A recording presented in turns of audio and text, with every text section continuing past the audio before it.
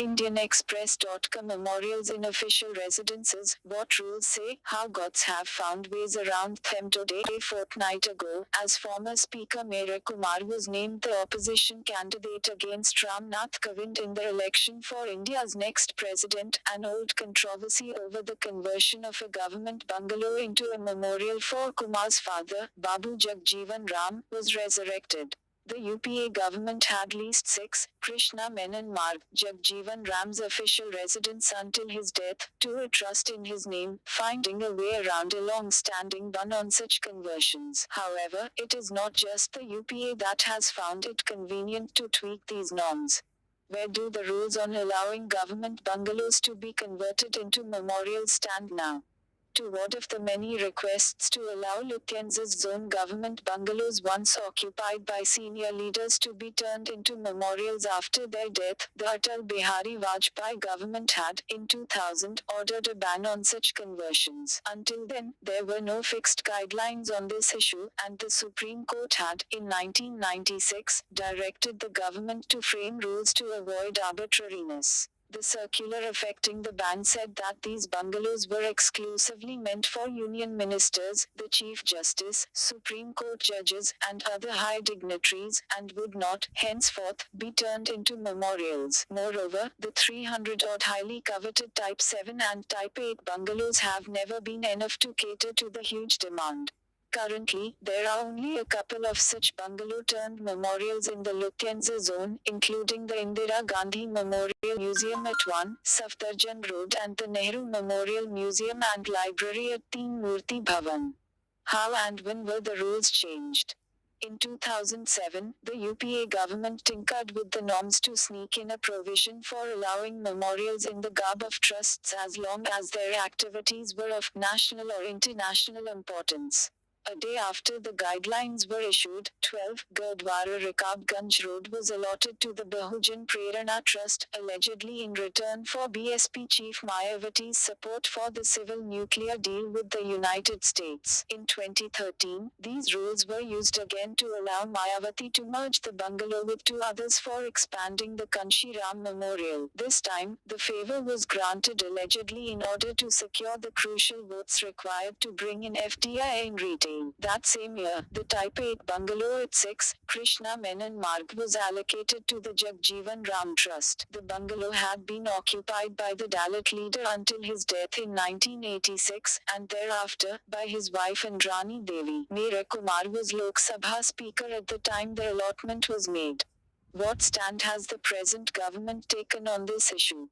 In St. Bandi vs Divisional Traffic Officer, Karnataka State Road Transport Corporation and others, the Supreme Court ruled on July 5, 2013, that no government bungalow could be converted into memorial. In October 2014, the Narendra Modi government issued a circular reiterating the ban put in place by the previous NDA government in 2000.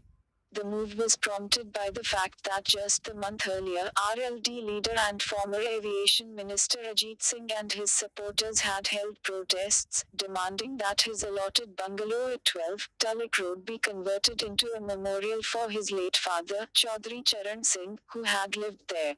Last year, there was a furore over the allotment of the bungalow at 10 Rajaji Marg, once occupied by the late President Dr. APJ Abdul Kalam, to Minister for Culture and Tourism Mahesh Sharma. In the face of demands to instead convert the bungalow into a memorial for Kalam, the Ministry of Urban Development referred to the ban on such conversions.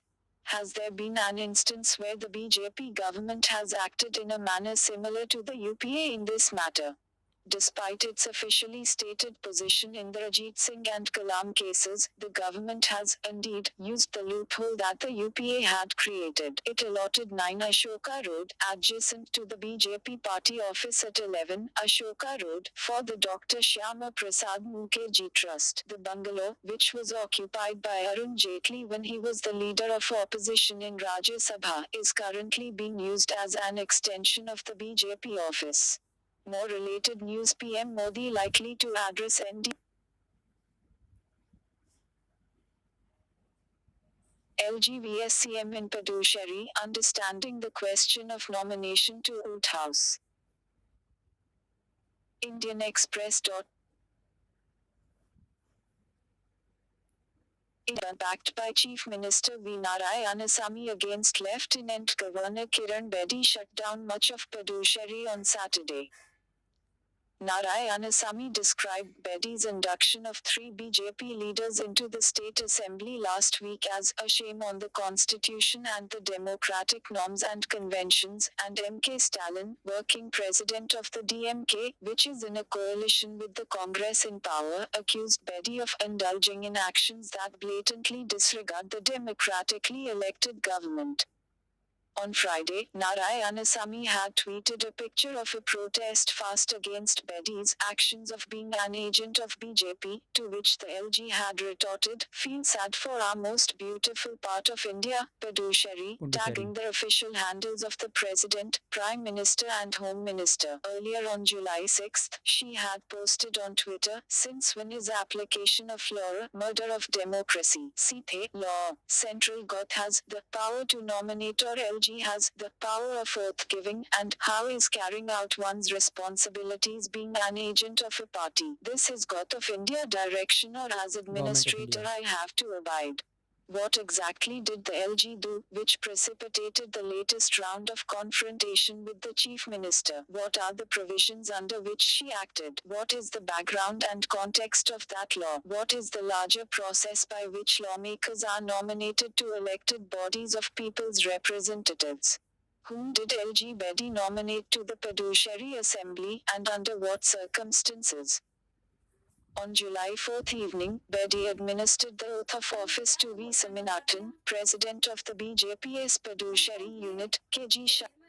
V. Saminathan, president of the BJP's Puducherry unit, KG Shankar, its treasurer, and S. Selviganapathy, an educationist and member of the Puducherry BJP, making them members of the assembly, and posted pictures of the ceremony at Raj Niwas on Twitter. In a press release issued the following morning, the LGS Secretariat said the oath ceremony had been carried out against the background of the nominated members, reporting the compelling circumstances they had been placed in, following which a careful decision was taken not to delay their taking the oath. Hence, without any public function being organized, the oath was administered in the LGS office chamber itself. Political parties including the Congress, DMK, VCK and Left condemned the centre's arbitrariness in choosing the 3 nominated members which allowed the BJP to enter the assembly, and the undemocratic manner in which they had been secretly sworn in. The ceremony in Raj Niwas was held on the eve of a scheduled hearing in the Madras High Court of a petition filed by a parliamentary secretary to the Chief Minister, seeking a stay on the nominations. The 3 BJP leaders had earlier met Assembly Speaker V. Vatilingam to press for the oath. However, Saminathan told reporters on July 4 that "we took the oath as the Speaker delayed the swearing-in ceremony." What does the law say on nominating members to the Assembly of a Union Territory? Article 239, first introduced in the Constitution by the 14th Amendment in 1962, allows Parliament to enact a law for the creation of a body, whether elected or partly nominated and partly elected, to function as a legislature for Puducherry. Under the Government of Union Territories Act, 1963, the central government may nominate not more than 3 persons, not being persons in the service of government, to be members of the Legislative Assembly of the Union Territory. Puducherry and Delhi are the only 2 union territories that also have elected assemblies. Delhi is governed under the National Capital Territory of Delhi Act, 1991. As per the Government of Union Territories Act that governs Puducherry, the 30-member assembly can have an additional 3 members nominated by the centre. Bedi administered the oath of office to the nominated members based on the recommendation sent by the Union Home Ministry. Where else are members nominated in a legislature? There are two other types of nominations in a legislature, either for a community that is not adequately represented, or for members with expertise in a particular field. Rajya Sabha provides for 12 nominated members with expertise in the fields of science, art, literature and social service. In Lok Sabha, 2 members from the Anglo-Indian community can be nominated if the community is not adequately represented in the House. Anglo-Indian members are also nominated in 9 state legislatures: West Bengal, Uttar Pradesh, Kerala, Tamil Nadu, Uttarakhand, Karnataka, Andhra Pradesh, Telangana and Jharkhand. In both cases, the purpose of nomination is mentioned in the constitution. Jammu or Kashmir has a provision for 2 women members to be nominated if women are not adequately represented. What powers do nominated members have? Anglo-Indian members of Lok Sabha enjoy the same powers as any other member of the House. They can vote during a no-confidence motion. The power is similar for Anglo-Indian nominated members in state assemblies. In Rajya Sabha, too, nominated members enjoy the same powers as other members. In the case of Puducherry, however, nominated members in the assembly cannot vote in a no-confidence motion, nor can they vote on financial matters. Since the nominated members cannot vote in a no-confidence motion, they cannot disturb the existing majority of the ruling party. In the election for the President of India, no category of nominated member is eligible to vote. So, why does the system of nominated members exist in Puducherry? At the time of the debate in Rajya Sabha on the Constitution Amendment Bill, the purpose of the nomination appeared to be to allow members from a community not adequately represented to be part of the legislature. However, in the enacted law, there was no mention of representation from weaker or inadequately represented sections as a purpose of the nominations. In fact, one member argued that the concept of nomination should not be applicable at all, given the size of a union territory, and called for such a clause to be made available only under certain conditions.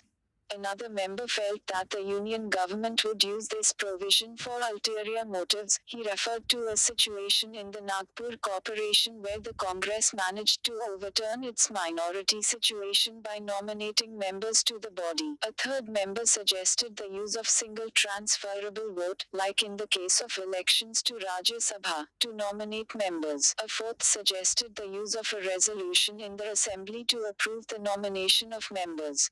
What is the process followed in the nomination to the Puducherry Assembly? Political parties have been arguing that only the Speaker has the power to induct a member in the House. However, the law for Puducherry only specifies that the central government has the power to nominate. The process to be followed is unclear as there is no rule or notification. This is similar to the nomination of an Anglo-Indian member, while the All India Anglo-Indian Association and Federation of Anglo-Indian Associations in India can send recommendation for nomination to Parliament and state assemblies. The government has the final say in sending the names to the President or Governor for nomination. Abhijit@persindia.org. Abhijit Banare is with PRS Legislative Research in New Delhi. More related